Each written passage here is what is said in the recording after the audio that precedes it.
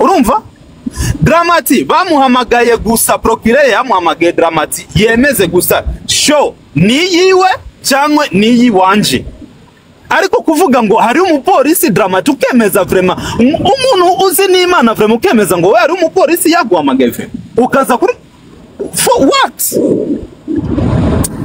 for Dramati urimo kunyumva okay Dramati vraiment nimba tinya Imana azamuke hano avugisha ukuri arahire vraiment nimba jetsi namwishu aze gusa jewe ndaceceka aze gusa hano kuri live avuge PSK urimo kubesha na meme bifra yawe wamaye amagenda bahe proof zose za payment.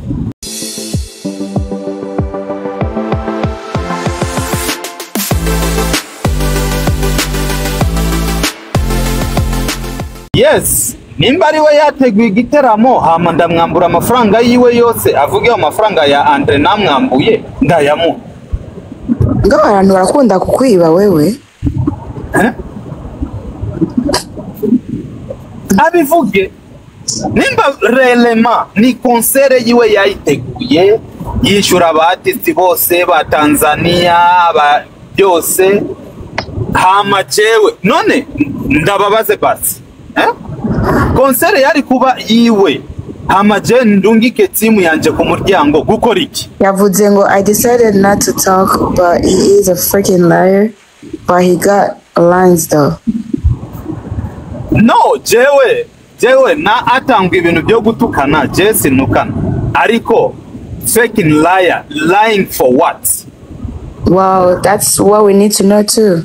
Yeah, avuge nimba concert vraiment niwe yateguye Dramatic concert because Jeff is a conversation since day one we start to plan that concert. I have all the chatting voice notes, I have all the transaction, I pay for everything, I have it on my phone. You understand? I have all the transaction, I send the money to Dramati, whatever, Limikash, whatever. I have everything. I face the stage, everything I do, I have. So how you can come when you say I'm lying? Show the people how I lied to you. Erika Banu, okay, I'm lying, yes. I'm lying for what? No. Okay.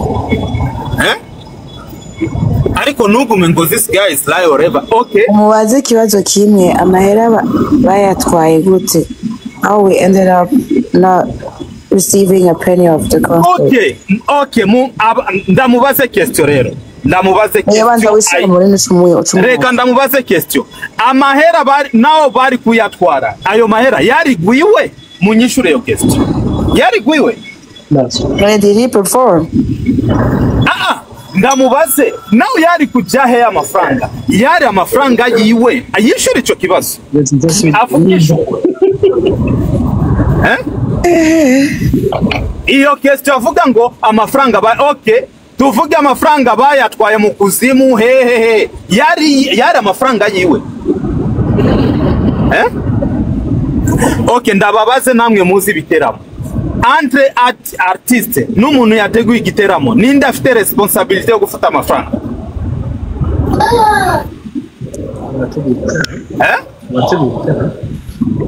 munyishure gusa ico kintu entre artiste n'umuntu yateguye igiteramo ninde afite droit yo gufata amafaranga wateguye igiteramo yes okay when now okay tuvuge amafaranga yose yinjiye bayatwaye ahantu nahombye we biramubabaza kuri kukiye ye ababarankande ariyo meme different yashize ya investinze muri ayo mafaranga arazi divorce ku muronga divorce Diamond yansabye amafaranga ngahe je divorce mukuza mu Burundi je navuganye na Diamond niwe yamaye divorce. You understand? Mr. Blue je n'umugenzi twavuganye as a friend ndamwishura bari ya dayo so ambwire gusa we yishuye maybe yishuye divorce yishuye okay tuvuge yishuye divorce 10,000 yishura Mr. Blue yishura ndebisho yishuye none wasere kumurira kubera ikibazo nje reka bibaza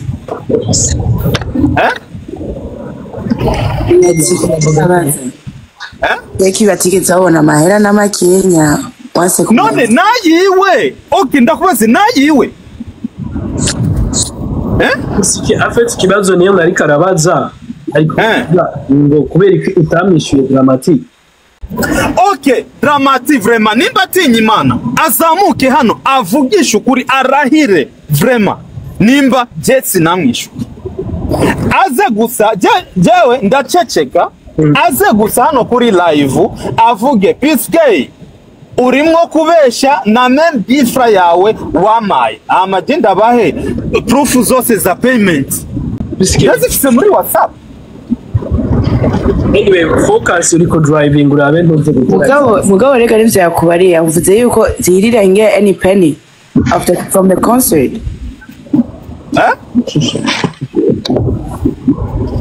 Je gusa kintu nubabwira aba artist bo mu Burundi ntabwo bafise nuze ni bafite iki remerciement kuvuga meme merci ku appreciate you understand ku appreciate ikintu urumva ico kintu ntabwo amafaranga je nashize muri concert ya Dramatique for real sinarinzi yuko Dramatique yari kuza kuri media no kuvuga shit.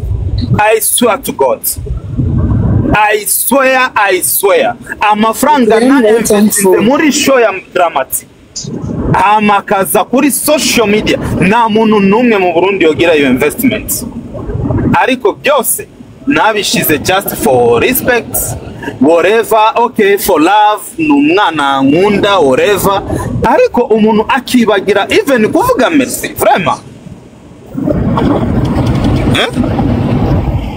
Akibagira meme kuvuga merci akaza kuri social media kandi kashiti ngo this guy ni byongereza byo mu Kamenge ngo this guy nyoko. Kisike abajije none police ko yaje yagiye kumutwara yamutwaye kubera iki? Oze? Police mbere yamutwaye kubera iki? Police yamutwaye nde? Police. Okay, umviriza rero ukuntu bimeze. You understand? Nyumviriza ukuntu bimeze kandi Dramatique areke kubesha. Umviriza ukuntu bimeze. You understand? Allo? Biturakumva PSK. Okay. Jewe ariho umuntu, you understand? Uyu muntu aba Edmonton yitwa DJ Chi. You understand? Muzi I think abantu baba Edmonton baramuzi DJ Chi. Reka ndagweye histoire kunzize. You understand?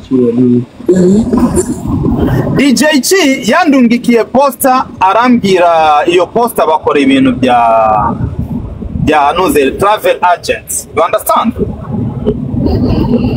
Iyo poster jewe nara ipostinze kuri group. Unyumve neza? Allo? Turakumva PSK, turakumva. Iyo poster ndaimwa champagne naye arayisharinga kuri stati yiwe ya WhatsApp. You understand?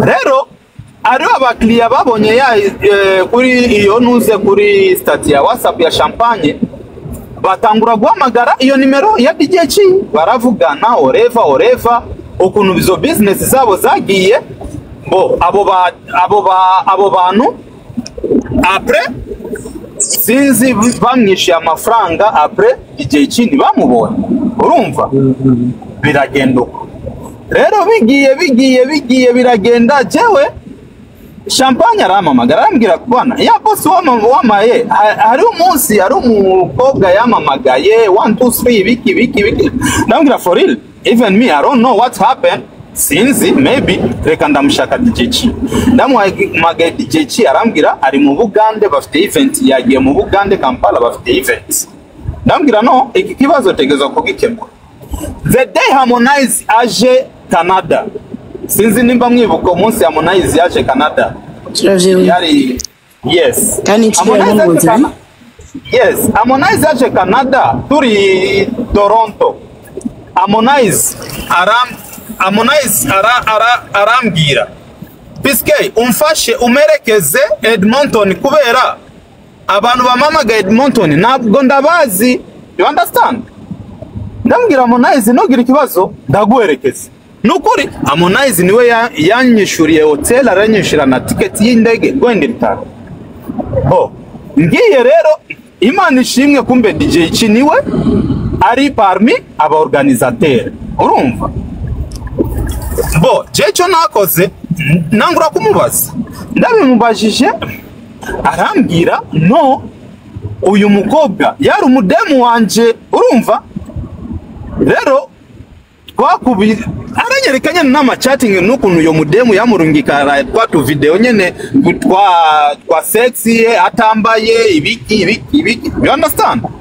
Details though. Arabinyereka. Jinda muhamagara wa mukobwa why 1 2 3. Wa mukobwa kurira ndambwira okay ndagufasha, reka ndabico ndagufasha. Wa mukobwa atangura rero kunzanira nanje sinzi ukuntu bikubwira nyene kuvugana rerere ibiki byo kwibebisha nyene agenda bivamo. You understand? Ndikana rero après biragenda wa mukobwa atangura kumuha stress champagne ngo niwe wapostinze. Rero umunsi wa concert uriya mukobwa avugana na procureur wa Nahangwa barazinanye ngo aze ahagarike concert. You understand? Jewe baranelefona ngo ari ashaka kwagarira, ndamubwira no, jewe mu Burundi nanje ndazwi n'abantu mfise connection nziranye n'abantu. You understand? Nanje ndatelefona abonzi ndababwira concert yanje 1 2 3 iyi ndaye shaka 1 2 3 1 2 3. Baragenda baravugana niyo procureur, show irakomeza. Dramati na mupolisi numwe yagiye gufata Dramati whatever no. Umuntu bamagaye ni champagne baramubaza kubera iki ya postinze iriya post. Champagne baramufunga kuri commune mu Ngagara mwijoro. Bamufunze nije naciye nangura ama communication baramufungura aragenda kuri show. Urumva?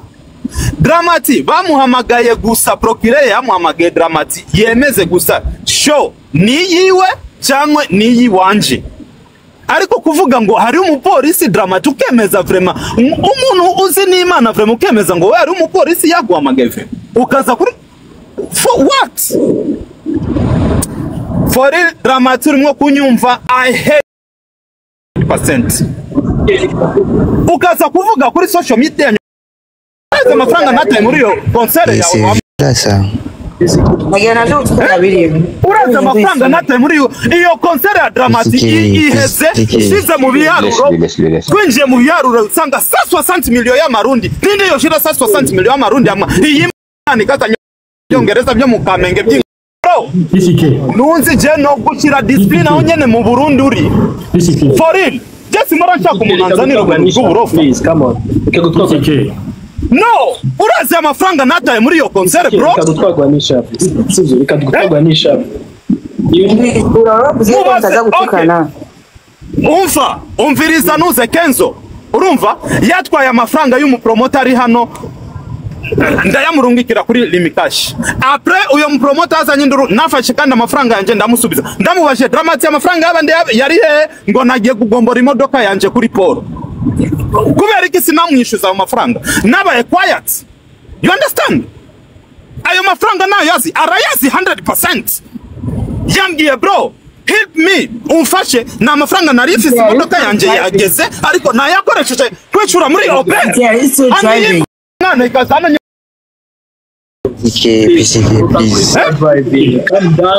ayo mafaranga yose ni genda yakura mu mufuko w'iwanje. I have my family need my support.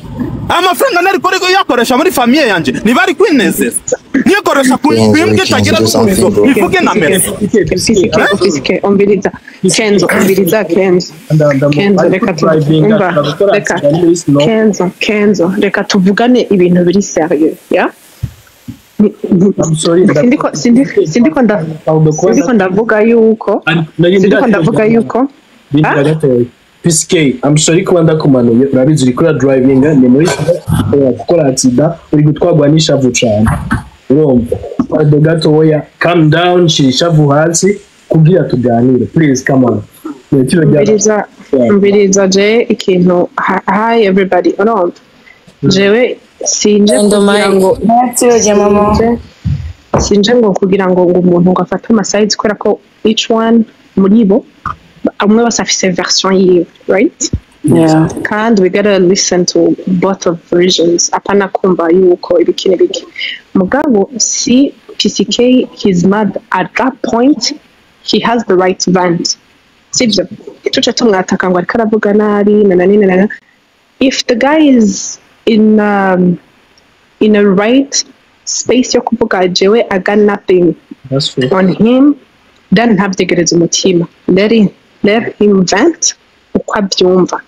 Mugabo hagiyemo gutukana mu kurengera umuntu. So I understand whatever that's going on, arashavuye and he has the right to be mugabo mu muhe space aventing kuko ashobora no kuba yarabuze wabibwira. So if this is the only occasion he has, he must arakora nabi kuko the person you guys are looking for kugira aze ku clearing out the bad air yanse kuduka. So he's the only person talking right now. Mumuha umwanya ventinge pa kamatini yumva bimurenze, he's gonna be up here and say his version. If not, nukuri ntimumubuze ngo niko yari kavuga nabi. No, he has the right to. Oya tsirya mama jende baza yuko yamumanuye kubera yuko yatangwa kuvuga nabi, you know? Sinda mumane kubera yatangwa kuvuga nabi. Guys, niyo nareka nawe kwirengagiza ibintu. Turi muri Canada turazi situation ya nani ikirere cyatse. Umuntu ariko aravuga drivinga, ariko aravuga exact. No, mugabo reka sasa va pas le stopper à parler mal ou bien quoi arabantuze. Ashobora Jena nzi kumubwiye kubera ivyo oya. No kenza mama nayo kubera yuko ikirere driving. Mugabo bashaje nibizakwereka yuko mureka kuraba n'intuze live. No, hari umuntu ambajije umudage ngo wowe wumva Dramati yaduga syo yuko induru yari guhera. No, bavuze bamuha ikibanza azavuga. Oya Dramati yari yaduze ijyambere hama. Bajama, sorry gato, areka rero turanze twumvirize ukungene PCK yari yatanguye iyi nkuru ku ruhande rwiwe. Ndabibutsa turacari ku bya PCK mu kanya aza kubaha video y'ivya Dramati. Ariko nawe na PCK niyo mpamvu Dramati warumubonye yaduze nga nawe yagira avuge kuvyiwe. Je sais pas ivyo yaragiye kuvuga ntavyo nzi. Please, nk'abarundi abantu turi muri diaspora canadienne turashaka ngo dukiyaringire bino bintu kuko ni ibintu biriko biranatera n'ubwoba, kuko nimba bitangwe kuzamwo ibintu byo kuvuga ngo nakava nakava mu y'intara nakava mu ibi numuki, ivyo bintu ibintu biri grave. So please ku mwanya wawe n'icubahiro cawe kuyaringiza. Both. First of all, I think mimi iyo posted as you, nami nimeona kwa Zekat. You understand? Watu walivyonitumia mimi, mtu wa kwanza niliyempigia simu, nimempigia simu Zekat huyo nikampigia. I'm sorry. Nimba vyo turashobora kwesha kirundi nimba vyo ko. Okay. No problem. Okay. No problem. Thank you. So, jewe iyo post nkuko waibonye je naibonye kwa Zekat. Understand? Je naibonye kwa Zekat. Ndaibonye kwa Zekat ndamuhamagara Zekat. What is wrong with you guys? Kubera iki uguma just uvuga something you don't know? Zekat arambwira no, jewe sinashobora gupostinga just ikintu without to confirm. Ariko navuganye na Dramati ngo wamukoresheje igiteramo mu Burundi. Na Dramati ya ibyo ni Zekat ya ntaramuhamagaye. Zekat nimero zo ndazifise za UK. Arambwira ngo nakoze igiteramo mu Burundi cha Dramatic concert. And then after concert natwaye amafaranga yose sinamwishuye.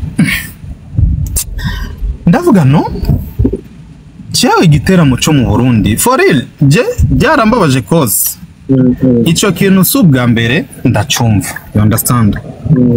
Subwa kabiri ndacumva nanje nari naduze hano kubera nari nabonye Dramati yari yaduze shaka tuvuge twese turi hano cause simora nshaka ibintu bya gauche droite like you understand yeah you understand Bano bari kuguhamagara babwira ko bigiye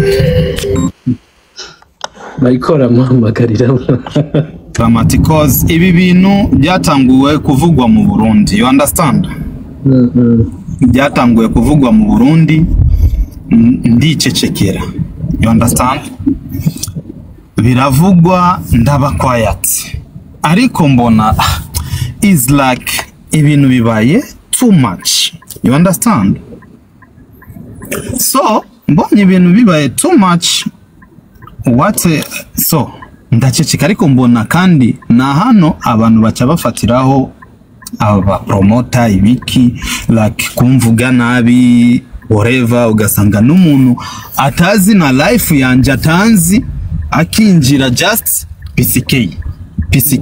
PCK so sometimes nabahereza amaso ariko nanje ndi umuntu ariyo time igera umutima nawo ukavuga enough is enough you understand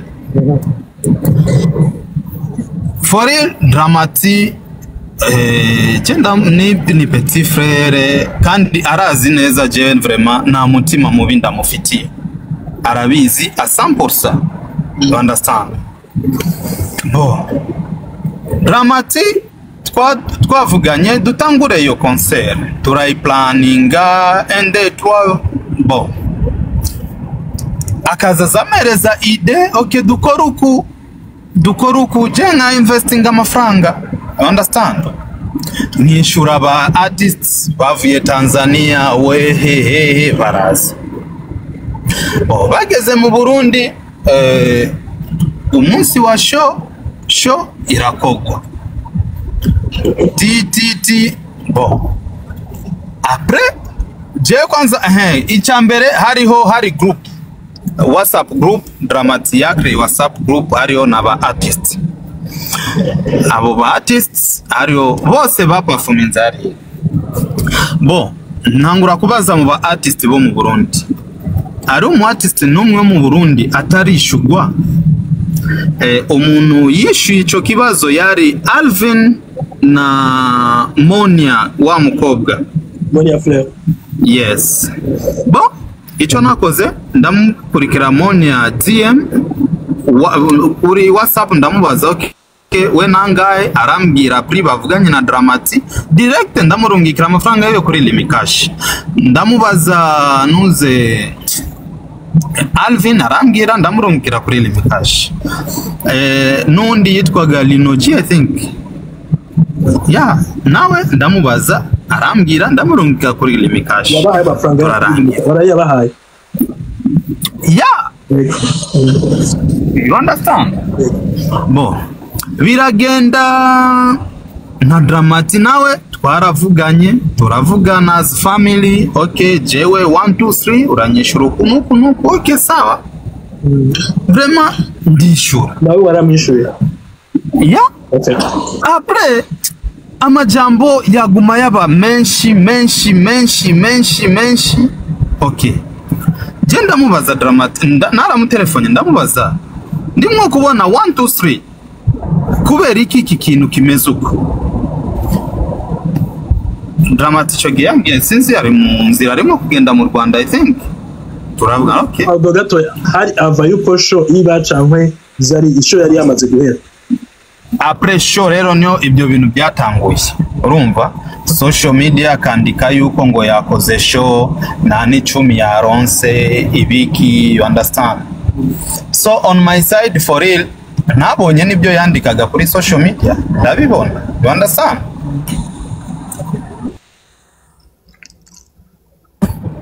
ndavuga yakoze show na n'icumi yaronse how you understand bon rero hariyo interview nabonye sinzi Buja FM sinzi iki ngo yateguye igiteramo cyose hama amafaranga yose nije nayatwaye rero mbona ca giteramo ndakizuminga ndagikurikiranira mbona nyene ni bya bintu by'aba presenter ba radio reba bavuga mbonye uko ncamvuga no ni titre yari yanze nimba araba pardon gato ni titre yari yanze ikiganiro cyangwa n'amajambo y'abavyavutse n'amajambo aba journaliste bavugaga mu kiganiro urumva so ariko mbonye n'aba journaliste gusa na si Dramati yabivuze biki jewe ndabyihorera you understand so ndakomeza na life yanje après agenda mu Rwanda yari sinzi igiteramo cha Juno Kizigenza I think mora ndamuhamagara sindamutora ndabyihorera après biguma bisirikila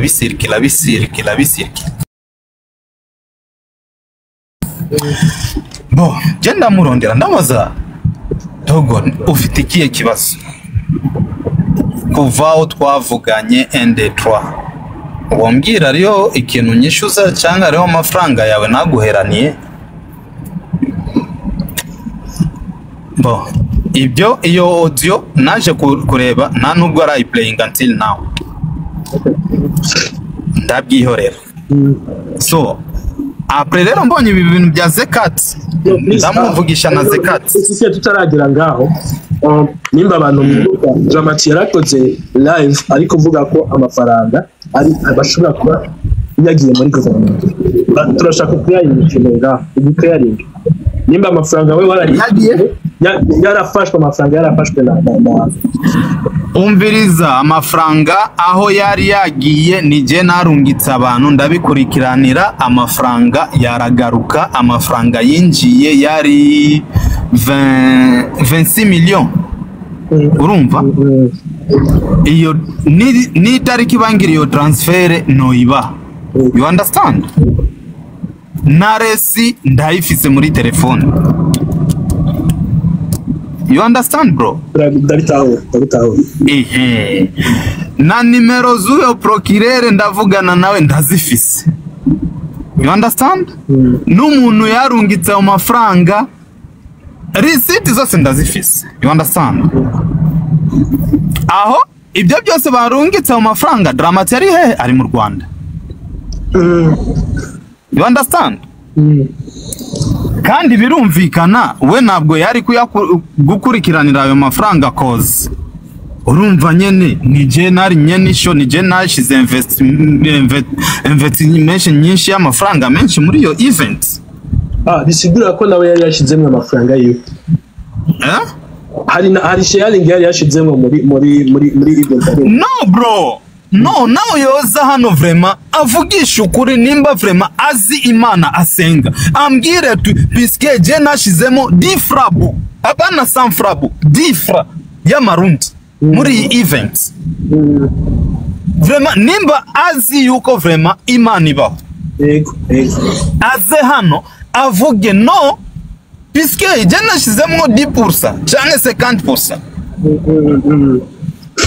abivuge Jeno yamusubiza ariko sukuvuga ngo jewe umuntu izina ryanje mu all the time abantu umuntu akabura icyo avuga biske akabura icyo biske no ari ubuzima nejo ubuzima burabandanye ugasanga umuntu wakoreye ikibi ejo kazu ugasanga niwe nyene ukeneye yuko yogufasha mu majambo make show ni yari ya Dramati yari ya Bisikete time short and clear show ni je nayiprepaye ni je nayitanguye resi za source dinila onishuye ndazifise stage yo nishuye ndazifise resi mairie autorisation ya mairie isoma Piske Entertainment autorisation yo gukora evenement you understand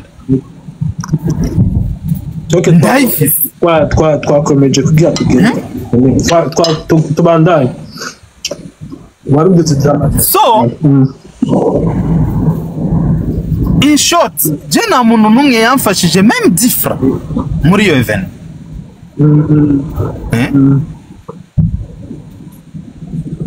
but all in all jewe no muntu mvuga make abamvuga abancafuza so I live my life. I don't care the shit. You know?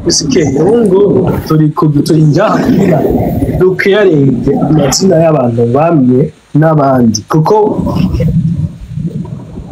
ubahanga tukugira wewe uracaring izina ryawe uvuge JP na PCK ibintu bari kunyagira ni ivyo turashaka tugereye aha hantu iyo umuntu ushobora kuorganiza nka PCK abantu bakaza bakamanura bakavuga kubera ko apostinze ivyo bintu kubera bagitse ugeze ko hakwa dramatic kuko byose niho byaje biva sivyo PCK je vraiment mumushire na dramatic avuge nimba ari même difra oya nawe I hope kaza kuzanga mukuri kimana I hope ari ngaha rikarumviriza iswe dramatic gusa muhana mati je vraiment jena na kintu kibi je namukorera dramatic mukuntu abantu barimo kuvuga ngo dramatic aze hano aduge hano avuge nimba ari même difra vraiment jewe ngo namwambuye sinzi sho yari yiwe amafaranga sinzi biki no ni just ukuntu umuntu wogira ikintu kuneza hama après bikaza nyene stress biki no ubwo si ubuzima man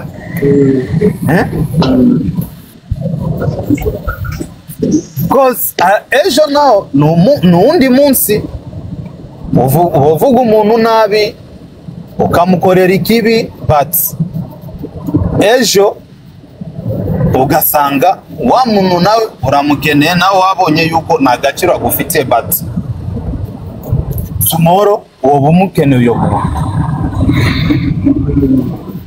yeah but for sure 100% abasani bose mwabonye bavuye Tanzania Divoice nuze Dayo Mr Blue bande nije nabishuye amafaranga yabo nije nabishuye billet aller retour nije nishuye accommodation aho bajyama you understand nikindi aho bajyamye bwa mbere ubwa kabiri umuntu yamaye sponsorship yari Sioni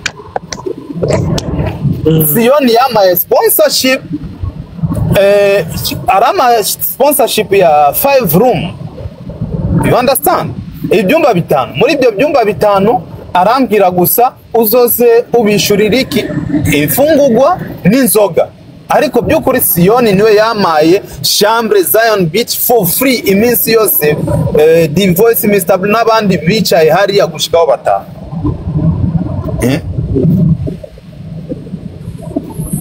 rero sinzi ibyo bintu aho byoba umuntu ugacafuza umuntu for no reason because okay I understand in entertainment ariko nawe wowe ukoze ikintu just think no PCK ahantu ushaka kugera reka tuve kuri show yo mu Burundi tugere ukuntu byageze yaho wisanga kwa Decade no n'ukuntu waje kwisanga mu aya makimbirane n'aba batipe baba promoters bo ikibazo je mfise aba ba promoter bo muri nuze bo muri Montreal reka rero je ndakubwira ikintu utazi jewe Montreal Kidumu yamaye umutipe yitwa Boris ngo yicare ku muryango ndamu trusting wa mutipe you understand kandi nawe yansabye akazi you understand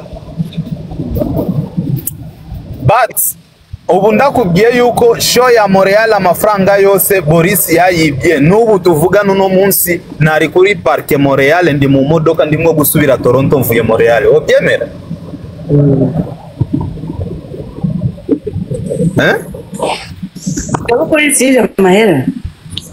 yeah ariko jewe nacecetse kubera nzi amategeko nzilwa mfite proof everything you understand ariko Boris mwetu tunajua huyu ni mwingine Boris kaka Boris naulize watu wote walimuona Boris si ndo alikuwa kumlangoni Boris Muchinore ule Boris yeah, mwingine mwana of course okay. Après zile machine tumekuja kuangalia polisi waliverifie wakakuta kuna account ya company inaitwa Ferdinand sijui Ferdinand nini sijui unaona vyote polisi waliprint you understand penye pesa imeenda. Lakini ni hata siku moja sijui kukaa ngo mvuge banyibya ro no.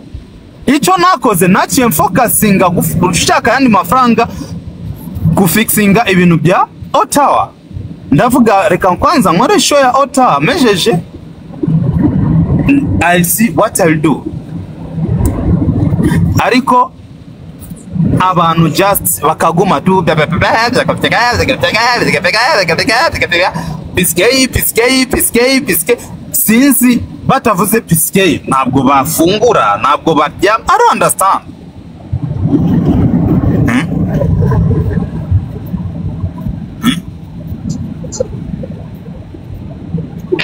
Kwa nini kuuliza Boris? Kwa kuwa Boris wa mingi, so kwa mwenye anajulikana sana Evrard Boris ndo huyo, mimi sijui mwingine, ndo huyo, mimi sina mwingine. Okay, yeah. Okay. So you understand? Lakini hata siku moja mimi sijawahi hata siku moja kukaa nimpigie mtu kelele, sijawahi kukaa ni muongelee mtu, sijawahi kukaa ni mnani, no. Unaona? Mimi sinaga time ya kumpa mtu time, no. Nikikuona tu wewe akili zako ndio hivyo lofa basi naachana na wewe, maisha yangu yanaendelea kwa sababu siishi kwa ajili ya mtu. No.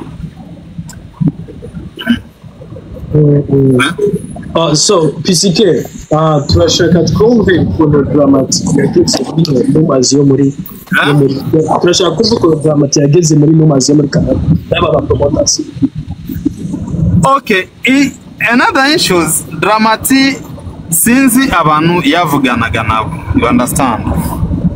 Après cyari umuntu yaje kumbaza ngo sinzi bavuganye na Dramati, ndambwira no, ni jewe ndi mu bintu bya Dramati, you understand?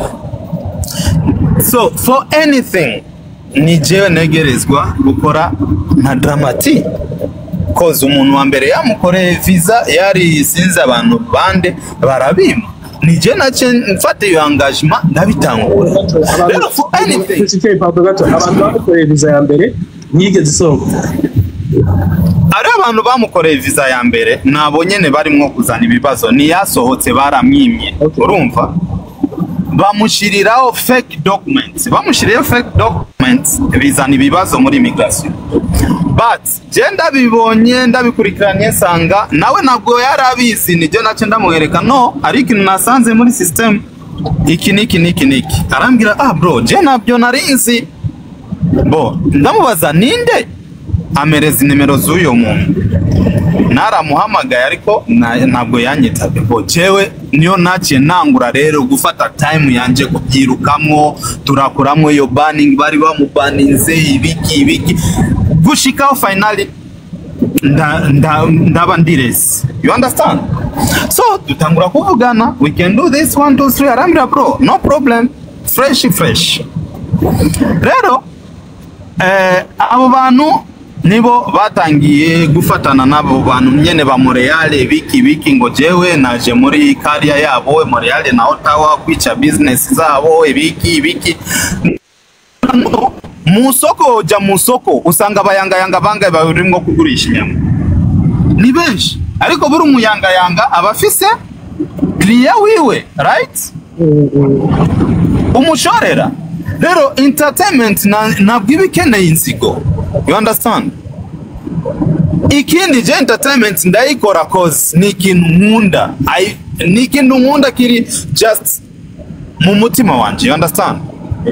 So that's why general investing no lose, ariko nakoze ikintu nkunda, urumva?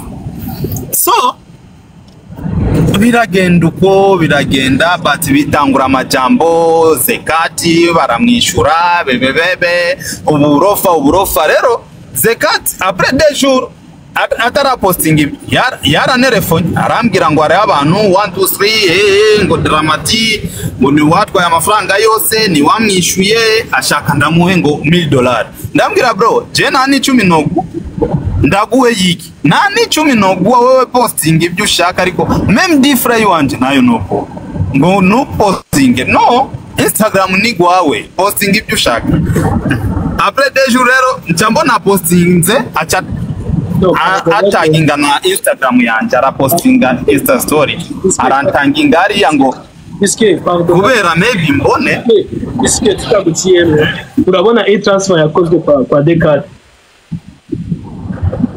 ya iyo e-transfer nayo yari ya mbere kandi yaramamagaye nkuko nyene bo aransaba ngo sensa ndayamuha for peace après rero ncambona is like akamenyero all the time umuntu ashaka ngo iki amafaranga nabwira no bro just wegira icyo ushaka understand so ibi bintu ni just abantu inzigo ni nyinshi abantu whatever barimo gukora bad icyo nobabwira in this world hariho karma umuntu nimba atakibara gukorera muzamukorera ikibi cyangwa kumuvuga nabi you understand cause bro jewe 100% cyo nokubwira je abantu bamvuga 100% kandi bamvuga nabi 100% n'abantu nafashije 100%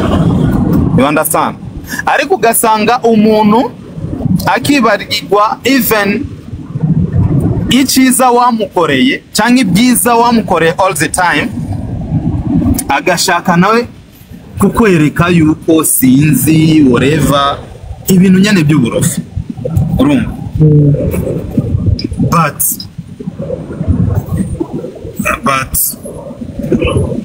jewe for real byose je nasigiye Imana urumva nasigiye Imana 100%.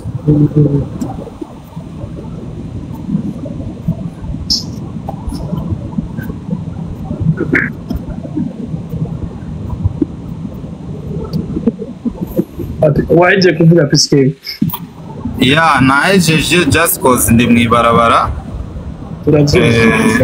ndimo gutwara so ninjiye cause nari namubonye Dramati kugira ngo sinashakaga après ngo uyu yavuze ubu whatever no ibindi biraza kuba clear cyane bisumba ko yabanga akavuga ngo ibi nibi biko biraba tutumvise ngo naka yavuze ibi n'abandi bavuze sibyo thank you wakoze cyane ikintu dufite ibibazo nshaka kukubaza je ku giti cyanjye ndashaka kumva ukuntu Jesse nashoboye gutahura ukuntu Dramati yaje kuvugana na Decade avuga ko wewe wivye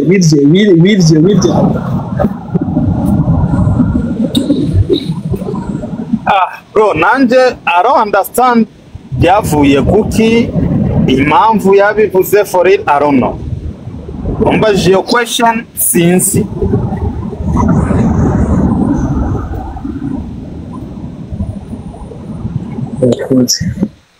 Ibore dusigaje sajya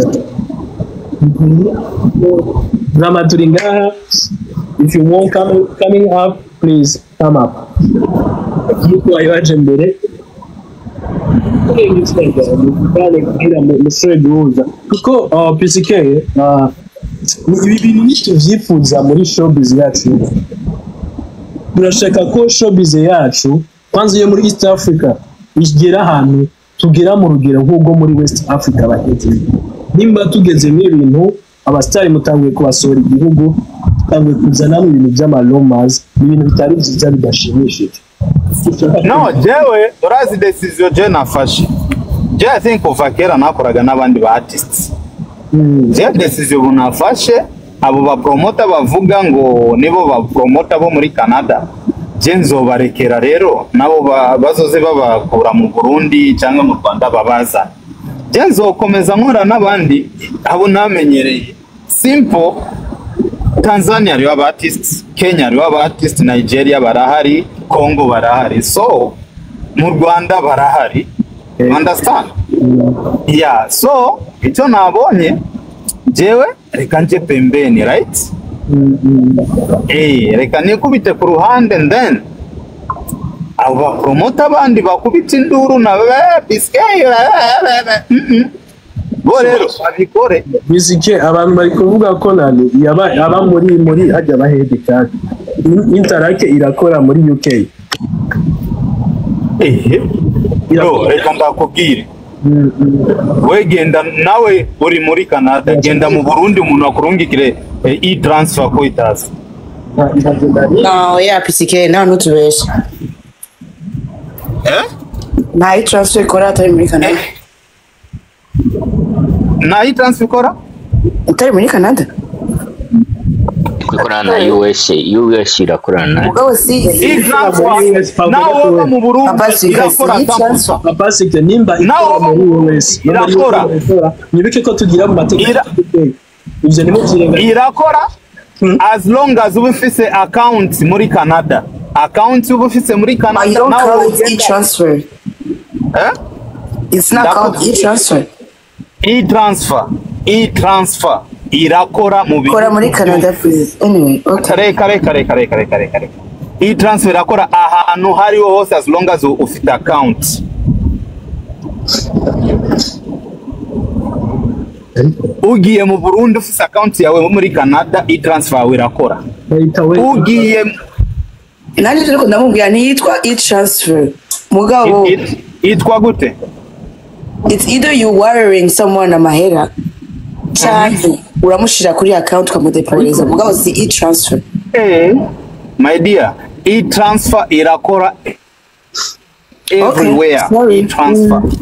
As long as account yawe wuguruye muri Canada ifise e-transfer irakora everywhere, no matter what. Oya bishobora gushika muri bishobora gushika. Wow, ngira ni account yanje rero Bwafi ikintu gihari account yawe genda kuri bank bayifixing rero. Niko tataka na mahoro. ibintu bya e-transfer sibyo bikenewe. Ikintu gikenewe kwanza ni to double clarify ibintu bya Dramati na PCK nabo ba promoter abandi, so umuntu akamenya ibintu bihari. Ibyo bya Dekate nawe arashaka kuba afise umuntu akorana nawe nga muri Canada, akaba afise e-transfer agakora akagira nana bakorana kugira ama transfer y'amafaranga. Ibyo ni ibintu bisanzwe cyane. Just kusana Dekate nani musikama nk'abandi, that's his job. Ntikorana bafise abandi bantu bakorana ko n'ama information nka yose abari umuntu aba yamuhaye. Ikintu gihari gusa ni guclarify ikibazo kiri hagati ya Dramati na PCK n'aba promoter nimba bari ngaha baje badoge bavuga ibibazo byabo, hanyuma abantu bari mu comment ntibavuga ibyo batazi ko umuntu wese icyambere je nta kibazo mfitanye na Dramati, wallahi wa billahi. Ni gusa sinzi satani yamuciye ibintu, I don't know nimba ari abantu bamutumye or even sinzi, I don't understand for sure.